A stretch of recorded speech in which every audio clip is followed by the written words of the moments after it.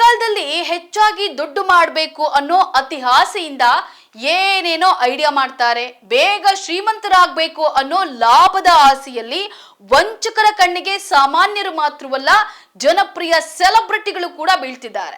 ಇತ್ತೀಚೆಗೆ ಕನ್ನಡ ಚಿತ್ರರಂಗದ ಖ್ಯಾತ ನಿರ್ದೇಶಕ ಜೋಗಿ ಪ್ರೇಮ್ ಅವರು ಇದೇ ರೀತಿ ಮೋಸದ ಬಲೆಗೆ ಬಿದ್ದಿದ್ದಾರೆ. ಎಮ್ಮೆ ಖರೀದಿಸೋಕೆ ಹೋಗಿ ಲಕ್ಷಾಂತರ ರೂಪಾಯಿಯನ್ನ ಕಳೆದುಕೊಂಡಿದ್ದಾರೆ. ಈ ಪ್ರಕರಣ ಇದೀಗ ಪೊಲೀಸ್ ಠಾಣೆಯ ಮೆಟ್ಟಿಲೇರಿದೆ. ಹಾಗಾದ್ರೆ ಏನಿ ವಿಚಾರ ಅನ್ನೋದನ್ನ ಡಿಸ್ಕಸ್ ಮಾಡೋಣ. ಪೂರ್ತಿ ವಿಡಿಯೋ ನೋಡಿ.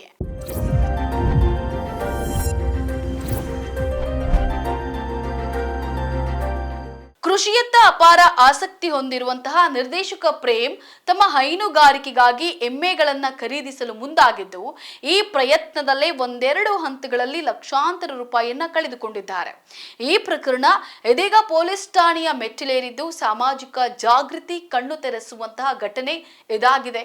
ಹೇಗಾದ್ರೂ ಸರಿ ಏಕಾಏಕಿ ದುಡ್ಡು ಮಾಡಿ ಬಿಡಬೇಕು, ಇಂಥ ಧಾವಂತದಿಂದ ತರತರದ ವೇಷವನ್ನ ತೊಟ್ಟು ಹೆಜ್ಜೆ ಹೆಜ್ಜೆಗೂ ಮಹಾ ಮೋಸ ಮಾಡುವವರ ಸಂಖ್ಯೆ ದಿನದಿಂದ ದಿನಕ್ಕೆ ಹೆಚ್ಚುತ್ತಲೇ ಇದೆ. ಮೋಸ ಮಾಡಲು ವಂಚಕರು ಸದಾ ಹೊಸ ದಾರಿಯನ್ನ ಹುಡುಕ್ತಲೇ ಇರ್ತಾರೆ. ಚೂರ್ ಯಾಮಾರಿದ್ರೆ ಸಾಕು, ಈ ಕಿರಾತಕರು ತಮ್ಮ ಕೆಡ್ಡಾಗಿ ಕೆಡುಕೊಂಡು ಬಿಡ್ತಾರೆ. ಇದಕ್ಕೆ ಜೋಗಿ ಪ್ರೇಮ್ ಸದ್ಯದ ಉದಾಹರಣೆ. ಮದ್ದೂರು ಬಳಿಯ ಬೆಸಗರಹಳ್ಳಿಯಲ್ಲಿ ತಮ್ಮ ತಾಯಿಯ ನೆನಪಿನಲ್ಲಿ 10 ಎಕರೆಗೂ ಹೆಚ್ಚಿನ ಕೃಷಿ ಭೂಮಿಯನ್ನ ಖರೀದಿಸಿರುವ ಪ್ರೇಮ್ ಅದಕ್ಕೆ ಅಮ್ಮನ ತೋಟ ಅಂತ ಹೇಳಿ ಹೆಸರನ್ನ ಇಟ್ಟಿದ್ದಾರೆ. ಬಿಡುವು ಸಿಕ್ಕಾಗ್ಲೆಲ್ಲ ತಮ್ಮ ಅಮ್ಮನ ತೋಟಕ್ಕೆ ಹೋಗಿ ಕಾಲವನ್ನ ಕಳೆಯುತ್ತಾರೆ. ಹಬ್ಬ ಹರಿದಿನಗಳನ್ನ ಕುಟುಂಬ ಸಮೇತರಾಗಿ ಹೋಗಿ ಕೂಡ ಆಚರಿಸ್ತಾರೆ. ಇನ್ನು ಇದೇ ತೋಟದಲ್ಲಿ ಹಸು ಸಾಕಾಣಿಕೆ ಕೂಡ ಮಾಡುವಂತಹ ಪ್ರೇಮ್ ತಮ್ಮ ಹೈನುಗಾರಿಕೆಗಾಗಿ 2 ಎಮ್ಮೆಗಳನ್ನ ಖರೀದಿಸಲು ಮುಂದಾಗಿದ್ರು.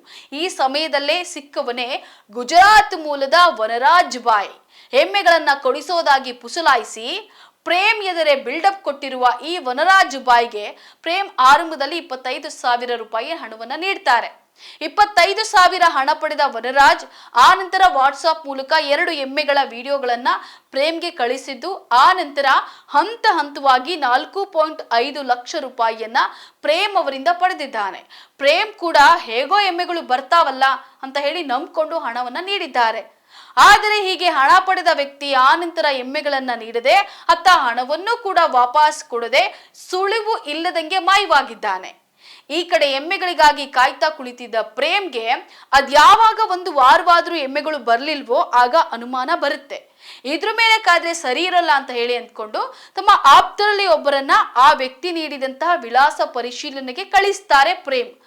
ಆಗ ಆ ವ್ಯಕ್ತಿ ತಪ್ಪು ವಿಳಾಸ ನೀಡಿರೋ ವಿಚಾರ ಪ್ರೇಮ್ಗೆ ಗೊತ್ತಾಗುತ್ತೆ. ಫೋನ್ ಮೂಲಕ ಸಂಪರ್ಕ ಮಾಡುವ ಪ್ರಯತ್ನ ಮಾಡ್ತಾರೆ. ಆದ್ರೆ ಅಷ್ಟರಲ್ಲಾಗ್ಲೇ ವಂಚಕ ಫೋನ್ ಅನ್ನ ಸ್ವಿಚ್ ಆಫ್ ಮಾಡ್ಕೊಂಡಿರ್ತಾನೆ. ಈ ಹಿನ್ನೆಲೆ 2 ಎಮ್ಮೆಯ ಹೆಸರಿನಲ್ಲಿ ತಮಗೆ ಪಂಗನಾಮ ಹಾಕಿದ ವ್ಯಕ್ತಿಯ ವಿರುದ್ಧ ಸದ್ಯ ಪ್ರೇಮ್ ಪೊಲೀಸ್ ಠಾಣೆಯ ಮೆಟ್ಟಿಲೇರಿದ್ದಾರೆ. ತಮ್ಮ ಆಪ್ತ ಮ್ಯಾನೇಜರ್ ದಶಾವರ್ ಚಂದ್ರು ಅವರ ಮೂಲಕ ಚಂದ್ರ ಲೇಔಟ್ ಪೊಲೀಸ್ ಠಾಣೆಯಲ್ಲಿ ದೂರನ್ನ ದಾಖಲಿಸಿದ್ದಾರೆ.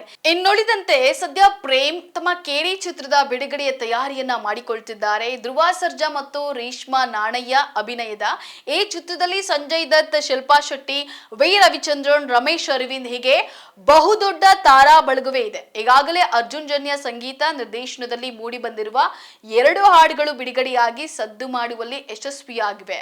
ಚಿತ್ರ ಈ ವರ್ಷಾಂತ್ಯದೊಳಗೆ ತೆರೆಗೆ ಬರುವಂತಹ ನಿರೀಕ್ಷೆ ಇದೆ.